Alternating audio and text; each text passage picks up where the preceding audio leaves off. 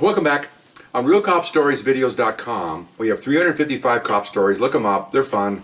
They're lewd and crude. Kinds of gross alerts. People running around naked. I mean, you'll love it. It's foot pursuits, prostitutes. Really good stuff. Look them up. I got my people laughing back here. Some of them are really funny. 133's, I still can't unforget it. 5 guys in a bathroom all hooked up. You look that one up. Okay, so anyway, in addition to that, we have 125 questions and answers. And right now we're answering a long-term question about supervision. I'm going over all the supervisors my entire career. Right now we're up to 9/11. Ironically, today is 9/11, which I did not plan that. It just happened. It's really weird. Anyway, so when you ask me a question, email me at rsbcopstories@gmail.com. And we're compiling a list. And when I get done with this, we're going to start going back to answering questions. A couple of you already asked me questions, and I've personally sent answers back to you. And I'll answer those on tape when we get going here after this particular one. Okay, so now 9/11 hit. The uniform part of the department was ready for it, because there you have a playbook. The 400 and some officers in narcotics were not. We're narcotic officers. We're kind of like the what they call at the whim of the chief's office. He can move us around. He can bring us in. He can have us chase burglars. That's kind of his unit for his use. And of course, 99% of the time, we're narcs. That's what we do. We have no playbook. 9/11 hit, totally unprepared. Chaos. Okay. Luckily, some cooler heads prevailed, and we started assigning people into squads, and they eventually got out probably like 28 squads of 10 people each, something like that, maybe a little bit less, I'm not sure, of all narcotics, my unit included. Teamed everybody up and started checking, power plants and bridges and stuff at the first few days, because we were expecting another attack somewhere. Everybody was, the whole country. We were under attack already twice, actually 3 times. The third plane, people took life into their own hands and made that plane crash somewhere in Pennsylvania. So they actually 3 attacks, actually 4 attacks. I'm sorry, 2 planes in the buildings, one at the Pentagon. I forgot about the Pentagon, and one that these passengers took down in Pennsylvania. So based on that, we're expecting to be attacked somewhere, And obviously the biggest targets, well, we look at was D.C., New York. We're number 2, man. Los Angeles, and ultimately off track again. A few days after that, they caught some guy coming across the Canadian border with explosives and some timers and all that, with directions to where? LAX. Okay, so that was something that came out. I don't know what, it was in a week, I think, of the attack, somewhere in there, where they caught that guy coming in. Okay, so we were targeted. Okay, so now got our squad. So now they give us a list of names, and we go out and follow these people. And the lieutenants that run this thing never worked surveillance, including the captains. Have no idea how hard it is. To quote an old guy in a book I read years ago, Marty Marr from West Point, he said, leaders are not born, leaders are made. Okay, surveillance people are not born, they're made, they're taught. It's very hard to follow someone and not be seen. Very difficult, extremely difficult. Okay, I can't stress that, because a lot of people think, I can do it. And I go out, I used to teach, I taught for 20 years. I must have taught over 200 units, and half of them thought they could do it. And those all of them thought afterwards, man, this is hard. It's very hard.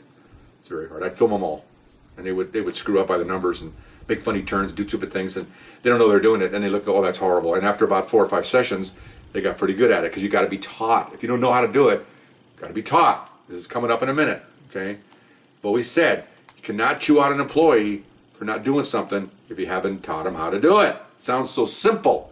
Okay, well, I'm as excitable as I am. You've seen me here. I got Mexican blood in me. I'm 99 degrees is my temperature, right? A little bit hotter than most people. No, I'm just kidding. My supervisor that works for me, who's now my boss, is very curt. He wants results right now. Okay, well, it's not going to work like that. Okay, so fine. So we get our first target. I got to tell you this, man. Oh my gosh. Okay, so it's a guy. I'm trying to think. It was a taxi driver. A taxi driver. Okay. In all the years you follow people, the worst car you can follow, the worst car, is like Honda Civics, Toyotas, the little 4-door little cars, the small ones. Maximas, gray. They're all gray. Okay. Because they're small, they're little, they blend in, they can move into traffic. At night, they're almost invisible because they all look alike. Nowadays, you would notice out there, driving a car once in a while, all the cars are either white, gray, or black. There's hardly any color anymore in cars. Once in a while, you see a red one or a blue one. But that's, so, okay, so now the opposite. What do you think the easiest car would be to follow? Let's see. A limo? A Hummer? Okay. a dually with a camper in the back, okay? And I think the easiest one would be a taxi, okay? Why? Because it's yellow, okay? It's got a little thing on top, so if you lose it in traffic, there's a zit on top of the roof. There he is, okay? Okay, so we have a target, and there was a spot over over by Venice Beach where 2 or 3 of these taxi companies would park in a huge parking lot of McDonald's, and McDonald's tried to get them out of there, and it was a conflict, so McDonald's relented because they would sit there all day, but they would go in and use the bathrooms, but they would also buy food. So McDonald's kind of figured, you know what, they're buying food even though they're using our restroom for showering, because they go in there. I went in there to use it one time because we're no other place to go, and they're in there with their wet towels, clean themselves, like what they call like a sponge bath in the bathrooms. And that's what they do back where they came from. They're going to bring it to America. Okay, whatever. So I'm not bad mouthing, just say it's the way it is. They don't change. Okay, so anyway, so we got this target from intelligence. Follow this guy. Okay, fine. So I told my boss, I said, look, I think we need to have a class before we do this. We shouldn't just come out cold. Oh, they can do it. They're all narcs. Okay, because he's very assertive more than me. And he's in charge now. He's senior to me, and he's designated in charge. Okay, fine. Okay, fine. So sit up on this guy. Okay. Now, nothing worse than as we're rolling, trying to direct traffic. We don't even know the names of our employees yet.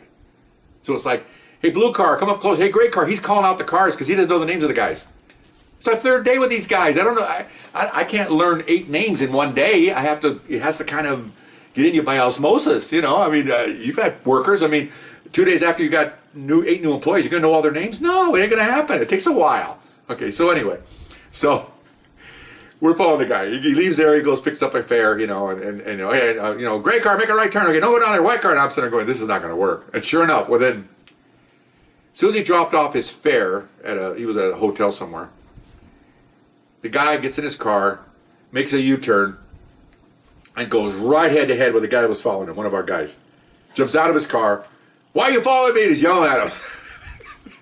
And we had a unique setup of these cars. We had a microphone on the floor that you push, a microphone switch on the floor with our left foot.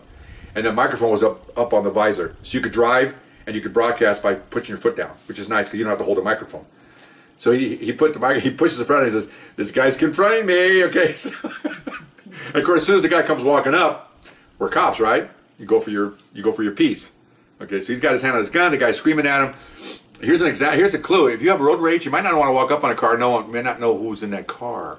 If this guy had come to the door, he probably would have blew him away. Okay, you don't know what's going on here. You're following a Mideasterner. You're targeted by the FBI to follow this guy, and he turns around, jumps out, and comes at you. You probably could shoot him. It's not going to be a good one, but you could be a little scared. Anyway, so it's not anyway. So sure enough, so now we had to what I call zip our fly. 2 or 3 of us rolled up in there, all jumped out. He's looking around. Put him over the hood, do the standard procedure, search him, didn't cuff him, and he says, what's going on? And we said, well, we told him a lie. We said that somebody said that a taxi driver had exposed himself. We thought it might have been you. We made up a lie just to cover ourselves because we're supposed to be undercover, okay? We're not supposed to be telling them, oh, by the way, you're on an FBI list and we're going to follow you. That's not a good thing to say, okay? Might not want to do that part of it, okay? Because other squads are going to wind up having to follow him. So he just looked around, okay, he was satisfied with that. We said, really sorry, and he was sorry, and everybody just backed out, off we went. So we're sitting there in this parking lot, so we drive another parking lot, and we were there first, myself and my partner. I said, we can't do this. We cannot. They don't know what they're doing. They don't know what they're doing. He goes, okay. He says, I'm going to have to call the lieutenant. Well, call the lieutenant. Goes, okay. So now he makes a call. I hear him on the phone. Now he gets mad at the lieutenant. He said, why can't you follow people? Can you imagine? The lieutenant says, I'm getting calls from other squads saying the same thing. Interesting. Yeah, duh. If you're in charge of 4 squads, which he was, and you're getting 3 or 4 of them calling you, telling you this, that means the 4th one's not going to tell you anything. He's afraid to tell you. The other 3 are saying, we can't do this. Maybe you got to say, maybe we should take a breath and teach your people how to do this. Okay? So my partner had to tell him, we're going to take a day off or 2 and teach him. Well, we're going to do it. So what do you want us to do? You want to come out here and run it? He's already telling him, let him do it. Okay, well, he didn't like that. Remember now, we're rebels. Okay, so anyway. Okay, so the next day we We called a local division on the west side and got their roll call room for a couple hours, because roll call rooms were used for patrol mostly, and most of the day they're not used. They're used at roll call like 8 in the morning, and then they're used till like 3 in the afternoon, and then midnight. So the rest of the time they're just empty rooms. So we got a room there for like 3 or 4 hours, actually 2 or 3 hours, and I was already teaching this anyway. So we got there early, partner and I, sat down, told him this. He goes, okay, great. He told me, why don't you teach them, and I'll jump in, and we'll like a team teaching, and I'm like, okay, fine stuff. So they all come in, and we told them what we're going to do, because they knew anyway, and so they could see that they're sitting there going, you know, I said, get your notebooks out. So they got, it's like we're back at school. Okay, so I had handout materials, showed some videos, take 2 hours of class, took a break, we all went to lunch, came back, did it again. Okay, so now it's like, so now we're going to do this. I said, this is what we're going to do. I said, you guys are going to go out on the street, and you know my car. I had a dark blue Buick. Okay, I'm going to come out at a certain time, and you're going to follow me. And my boss here, your boss, is going to critique you, and I'm just going to drive, and you guys see how we do. So they're going to follow me. Okay, this is basic stuff. Okay, so I come out, I go down the street, and they're just effing up by the numbers, man. I mean, they're doing the wrong turns, or, you know, I'm doing simple things like I go down the block and I pull to the curve, see what they're going to do. The guy behind me stops in the middle of the street, doesn't know what to do. You know, my boss says, get out of there. You know, he drives off. You know, next car. This is how it went for like the first hour. You know, yelling, pulling, pushing, tugging.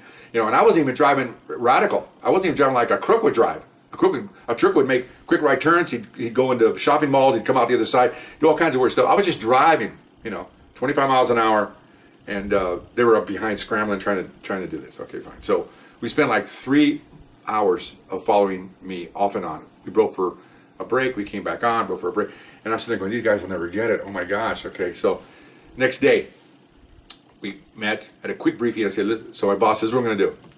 There's a Ralph's Market up there. Okay.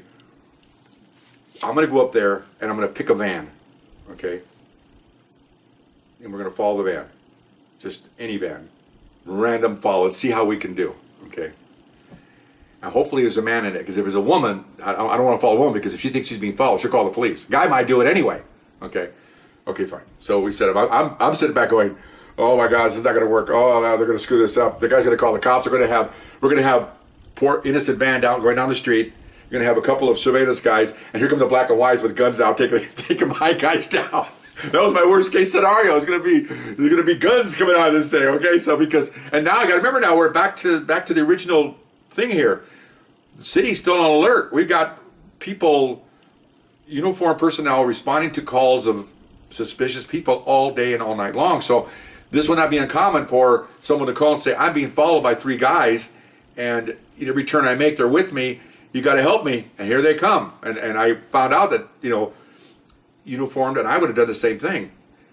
I did a couple times when I was in uniform. When you have an unusual occurrence like this, you usually carry 1 shotgun in the car. Oh no, everybody gets an extra shotgun. Everybody gets extra ammo. You're bulking up for war here. We don't have AR-15s at the time. We just had shotguns. So instead of having 1 shotgun, you have 2. So now when these guys get out of their police cars, they're going to have shotguns. Okay, those are man killers. They blow you in half of those things. Okay.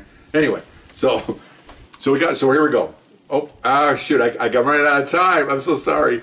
But I'll come back to it, okay? We'll continue on with this first week of surveillance training and surveillance, okay? We'll see you next time. Bye-bye.